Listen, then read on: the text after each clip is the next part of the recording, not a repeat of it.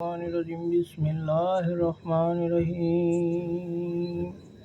اللهم صل على محمد وعلى آل محمد كما صليت على إبراهيم وعلى آل إبراهيم إنك حميد مجيد. اللهم بارك على محمد وعلى آل محمد كما باركت على إبراهيم وعلى آل إبراهيم إنك حميد مجيد. اللهم صل على محمد عبدك ورسولك وعلى المؤمنين والمؤمنات وعلى المسلمين والمسلمات. اللهم صل على محمد النبي الأمي وعلى آله وصحبه وسلم. نحمده ونصلي على رسول كريم وأما بعد. بسم اللہ الرحمن الرحیم. السلام علیکم ورحمۃ اللہ وبرکاتہ. سامعین حضرات، اللہ سے دعا کرتا ہوں کہ آپ خوش ہوں گے. اللہ ہمیں کہنے سننے سے زیادہ عمل کرنے کی، عمل کو تمام بھائی بہنوں تک فائدہ پہنچانے کی نیت سے خوب پھیلانے کی ہدایت عطا کریں، توفیق عطا کریں. آمین آمین. حضرات، اللہ ہم سب کو ایمان کی دولت سے نوازے، پابندی سے نماز پڑھنے کی توفیق عطا فرمائے،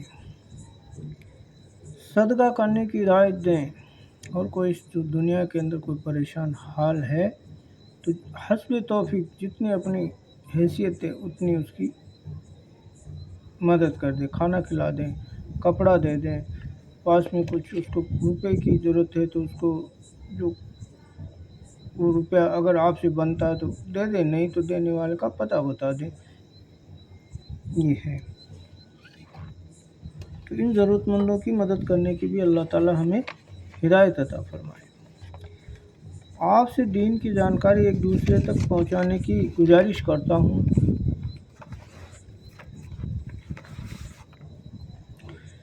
کہ جو چیز یا عمل ہمیں پسند ہے اور جس سے ہم نے کچھ پایا ہے، وہ تمام جہاں میں رہنے والے میرے عزیز دوستوں، بھائیوں اور بہنوں اور بزرگوں تک پہنچانے میں میری مدد کریں. اللہ ہم سب کو اس کا بہترین بدلہ دینے پہ قادر ہے اور اللہ ہماری مدد فرماتا ہے. آمین. حضرات، ہماری یوٹیوب چینل علاج روحانی بآیات قرآن پر آپ سب کا میں تہ دل سے استقبال کرتا ہوں.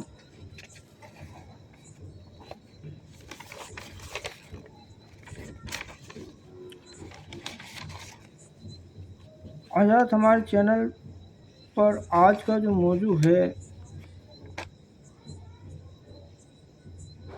وہ بہت اونچا درجہ رکھتا ہے میرے زندگی کے اندر، اور مجھے امید ہے کہ آپ بھی اگر اس عمل کو کریں گے تو انشاءاللہ اللہ کبھی آپ کو مایوس نہیں کرے گا. اس سے آپ کے خزانے بھر دے گا، آپ کی کوئی ضرورتیں ہیں اس کو پوری کر دے گا. لیکن آپ کو پریشان نہیں ہونا، اس عمل کو ترتیب سے کرنا ہے.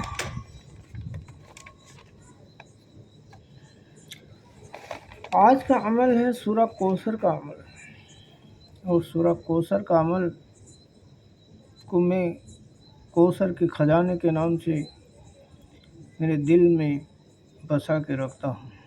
اب اس عمل کو کرنے کی ترتیب میں آپ کو بتا دیتا ہوں کہ سب سے پہلے آپ پاک صاف ہو جائیں، کہ نہانے کی ضرورت ہے تو نہا لیں، وضو تازہ بنا لیں، اور پاک صاف ایسی جگہ جہاں کوئی آپ کو ڈسٹرب کرنے والا نہ ہو. کمرہ ہے تو اس میں بیٹھ جائیں، وہ نہیں تو اپنے مکان ہے اس کی چھت پہ بیٹھ جائیں اور سکون کے ساتھ खुशबूदार अगरबत्ती या लोबान की धुनी लगा लें, और मौजूद है तो खुशबू लगा लें, इत्र वगैरह, जो कि परफ्यूम वगैरह ना हो। जिसमें इत्र आते हैं अच्छे, वो इत्र लगा लें आप, और मसल्ला बिछा लें। उसके बाद आप 2 रकात नमाज सलातुल तौबा की अदा करें। 2 रकात नमाज निफल सलातुल तौबा की अदा करें, और 100 दानों की एक तस्बीह ले लें। 100 दानों की एक तस्बीह ले ली। अब 7 पत्थर छोटे छोटे लेके रखने में, कि एक तस्बीह पूरी होती है एक पत्थर को उठा के एक तरफ रखना है, तो 7 पत्थर को जो एक एक तस्बीह पढ़ के रखेंगे तो 700 मरतबा हुए। उसके बाद हमें 26 मरतबा और पढ़ना उस तस्बीह को। और 2 रकात नमाज सलातुल तौबा की अदा करने के बाद आप अपना इशार कर लें। अब इशार का मतलब है कि भाई जो हम ऐसे नूरी अमल करते हैं तो इसमें नुकसान तो नहीं होता, क्योंकि बिना इशार के भी हम करते हैं तो कोई नुकसान नहीं है। लेकिन इशार करने से मतलब हम अल्लाह की हिफ्ज़ व पनाह में आ जाते हैं। और जो इशार है वो मैं आपको समझा देता हूँ कि अव्वल आखिर 3 मरतबा दरूद पाक पढ़ना है, 1 मरतबा सूरह फातिहा पढ़नी है, 3 मरतबा आयतुल कुर्सी पढ़नी है, और 3 मरतबा आयत कुतुब पढ़ना है, 3 मरतबा सूरह इखलास, 3 मरतबा सूरह फलक, 3 मरतबा सूरह नास, और 3 मरतबा दरूद इब्राहिम पढ़कर अपने ऊपर दम कर लें। और पानी का अपने पास रखा हो बोतल में या किसी गिलास में, तो उस पर दम करके ढक के रख दें। अब खड़े हो जाएं। जिस कमरे में बैठ के आप अमल कर रहे हैं उस कमरे के चारों दिशाओं में अमल दम कर दे। दम करने के बाद में अपने ऊपर दोनों हाथों के ऊपर दम करके 3 मरतबा पूरे जिस्म पे फेर लें। और अब आप अमल के लिए तैयार हैं, आप अमल करने के लिए बैठ जाएं। तस्बीह हाथ में ले लें, और यूँ करना है कि अव्वल आखिर 21 मरतबा दरूद इब्राहिम पढ़ना है इस अमल को शुरू करने से पहले, और दरमियान में 726 मरतबा सूरह कौसर शरीफ पढ़ना है। अब इसका आसान सा तरीका थोड़ा मैं बता देता हूँ आपको। जैसे अव्वल में बिस्मिल्लाहिर्रहमानिर्रहीम अल्लाहुम्मा सल्ली अला मुहम्मद व अला आलि मुहम्मद कमा सल्लैता अला इब्राहीम व अला आलि इब्राहीम इन्नका हमीदुम मजीद। अल्लाहुम्मा बारिक अला मुहम्मद व अला आलि मुहम्मद कमा बारकता अला इब्राहीम व अला आलि इब्राहीम इन्नका हमीदुम मजीद। बिस्मिल्लाहिर्रहमानिर्रहीम इन्ना आतैनाकल कौसर फसल्लि लिरब्बिका वनहर इन्ना शानिअका हुवल अब्तर। बिस्मिल्लाहिर्रहमानिर्रहीम इन्ना आतैनाकल कौसर फसल्लि लिरब्बिका वनहर इन्ना शानिअका हुवल अब्तर। बिस्मिल्लाहिर्रहमानिर्रहीम इन्ना आतैनाकल कौसर फसल्लि लिरब्बिका वनहर इन्ना शानिअका हुवल अब्तर।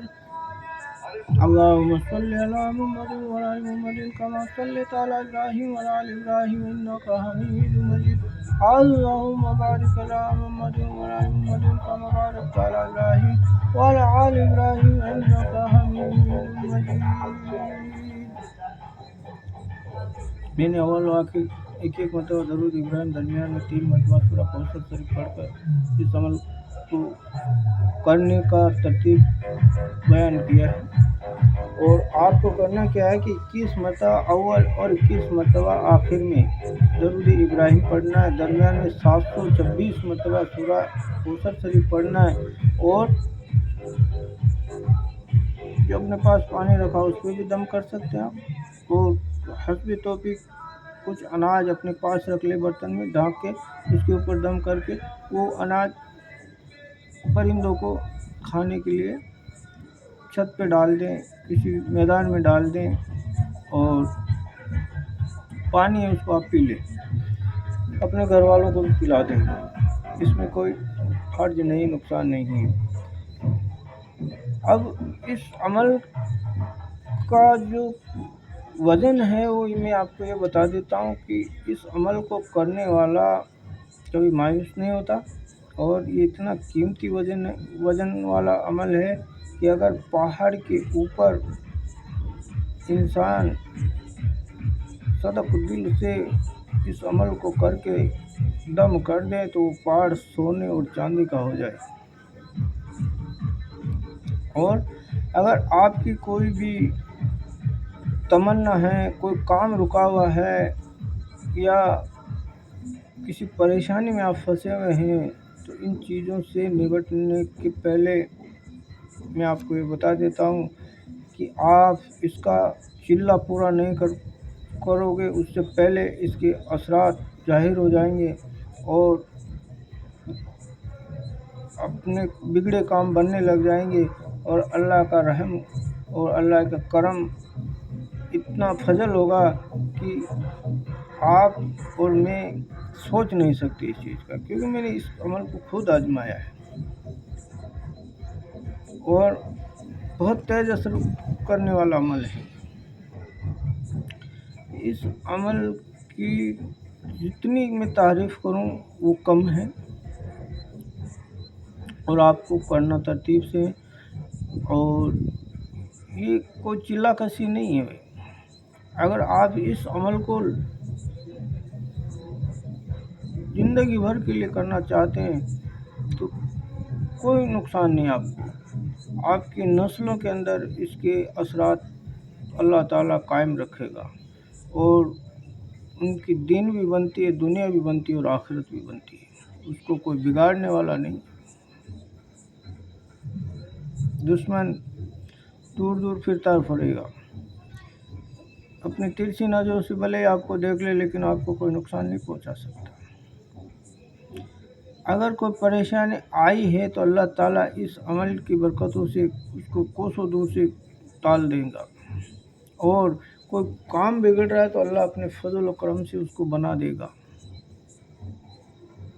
یہ سورہ کوثر شریف ہمارے آقا کریم نبی پاک صلی اللہ علیہ وسلم کو اللہ تعالیٰ نے حضرت جبریل امین کی معرفت اس وقت سنائی جب آپ غمگین تھے، آپ کے آخری صاحبزادی جب وفات پا گئے تو آپ غم میں رہنے لگے تھے کہ آج دنیا میں ہم سوچتے ہیں کہ بھئی ہمارا جو نسل ہے وہ اپنی بیٹے سے چلے گی، یا اس لیے تو کیا ہوتا ہے کہ اس وقت کے جو کفار مکہ تھے، منافق تھے، انہوں نے ہمارے آقا کریم صلی اللہ علیہ وسلم کو یہ کہہ کے چڑھانے لگے تھے، پکارنے لگے تھے کہ اب محمد صلی اللہ علیہ وسلم کا دین نہیں چلے گا۔ کیونکہ آپ کا جو آخری بیٹا تھا وہ بھی وفات پا گیا، تو آپ کے بعد آپ کا دین نہیں چلے گا، آپ کی نسلیں نہیں چلے گی۔ لیکن یہاں کچھ قدرت کا تحفہ تھا، اللہ کی نظر و کرم تھی، وہ ایسے ہوئی کہ لوگ جو اسباب سوچتے ہیں اس کا الٹا ہو گیا۔ کیا ہم سوچتے ہیں کہ اپنے بیٹوں سے ہماری نسلیں چلتی ہے؟ نہیں، بیٹیوں سے بھی نسلیں چلتی ہیں۔